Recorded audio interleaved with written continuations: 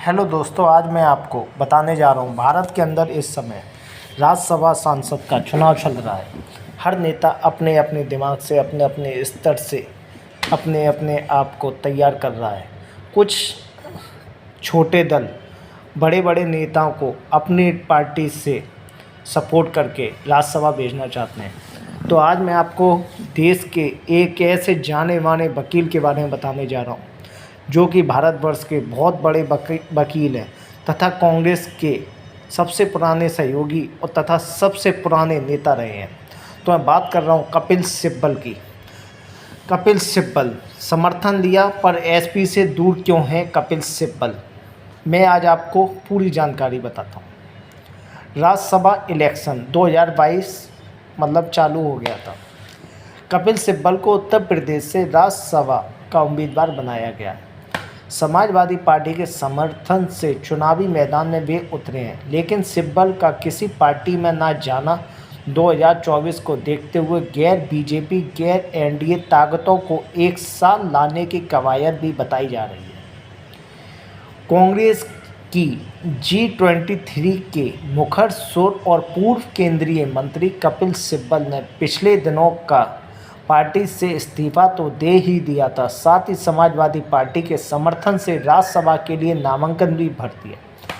नामांकन के समय सपा के अध्यक्ष अखिलेश यादव और राज्यसभा नेता रामगोपाल यादव भी मौजूद थे। इस्तीफे से लेकर नामांकन होने तक सब कुछ बेहद गुपचुप तरीके से हुआ। हालांकि कपिल सिब्बल के एसपी में शामिल ना होने को लेकर सियासी जगह में तमाम सवाल हैं। एक निर्दलीय के तौर पर राज्यसभा में जाने के पीछे के निहित अपनी सोच को सामने रखते हुए सिब्बल का कहना है कि वे हमेशा से देश का मुख्य स्वर बनना चाहते हैं। सिब्बल ने अगर यह कदम उठाया तो कहीं ना कहीं उन्हें एहसास था कि इस बार कांग्रेस से उनका राज्यसभा जा पाना संभव ना होगा। गौरतलब है कि यूपी से उनका यह दूसरा टर्म है और यह कोई पहला मौका नहीं था जब एसपी की ओर से उनकी उम्मीदवारी को समर्थन की बात हुई हो। 2016 में भी सिब्बल का यूपी से उम्मीदवारी का रास्ता एसपी के सहयोग के बाद ही साफ हुआ था। उस समय एसपी के पूर्व अध्यक्ष मुलायम सिंह ने सिब्बल को राज्यसभा भेजने के लिए कांग्रेस को अपनी तरफ से पूरा सहयोग देने के संकेत दिया था।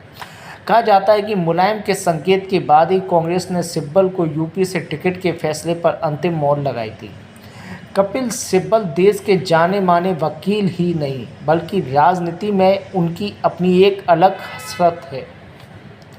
सभी दलों के भीतर उनके बेहतर रिश्ते और अच्छे रिश्ते हैं। बताया जाता है कि कपिल सिब्बल को सिर्फ एसपी से ही नहीं बल्कि कई और दलों से भी राज्यसभा भेजे जाने का ऑफर था। इसमें आरजेडी जेएम लेकर शिवसेना एनसीपी टीएमसी जैसे सियासी दल भी शामिल हैं।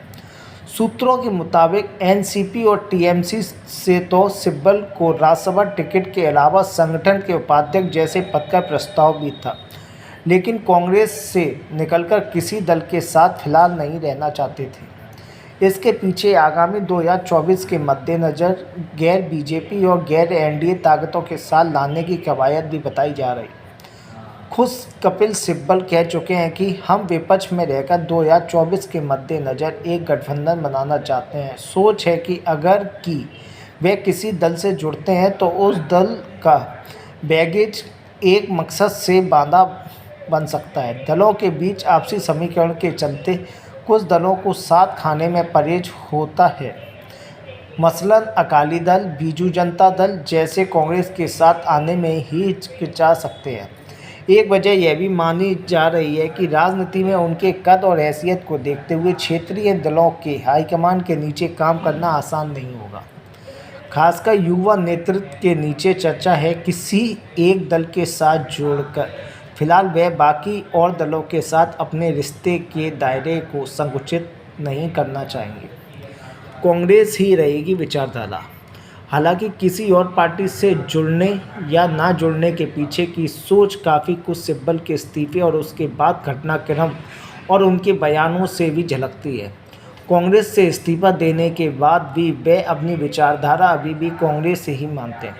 शायद यही वजह है कि कांग्रेस में रहते हुए उन्होंने पार्टी लीडरशिप पर खुलकर हमला बोला, लेकिन जाने के बाद भी पार्टी या लीडरशिप को लेकर किसी तरह की कटुता विषय में उन्होंने कुछ भी बोलने से परहेज किया। कांग्रेस से भी उनके जाने पर किसी तरह की कोई कड़वाहट भरी प्रतिक्रिया या बयान नहीं आया। भले ही G23 के तौर पर बगावती तेवर अपनाने वाले सिब्बल पार्टी में हाशिए पर दिख रहे हों, लेकिन जाने से पहले उन्होंने कांग्रेस अध्यक्ष सोनिया गांधी से न सिर्फ बात की बल्कि उनसे मुलाकात भी हुई थी। सूत्रों के मुताबिक 16 अगस्त को इस्तीफा भेजे जाने के कुछ देर बाद उन्हें 10 जनपद से फ़ोन आया और अगले दिन मिलने के लिए बुलाया गया, लेकिन अपनी पेशेवर व्यवस्थाओं के चलते वे उस दिन नहीं बल्कि उसके अगले दिन सोनिया गांधी से मिलने पहुंचे। यह मुलाकात लगभग पौन घंटे से ज़्यादा चली। इस दौरान कांग्रेस महासचिव प्रियंका गांधी भी वहां मौजूद थी। सिब्बल से अपने फैसले पर पुनर्विचार करने के लिए भी कहा गया। दोस्तों, इस समय हाल फिलहाल में कपिल सिब्बल ने समाजवादी पार्टी के साथ राज्यसभा का नॉमिनेट कर दिया है।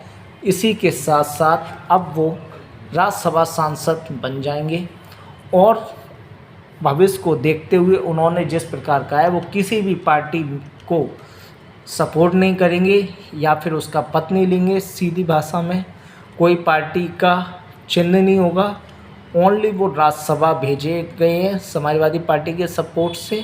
कपिल सिब्बल का मानना है कि विपक्ष के साथ खड़े रहेंगे और भारतीय जनता पार्टी को भारी भार से नुकसान और अपने नुकसान करने की कोशिश करेंगे तथा बीजेपी के खिलाफ रहेंगे।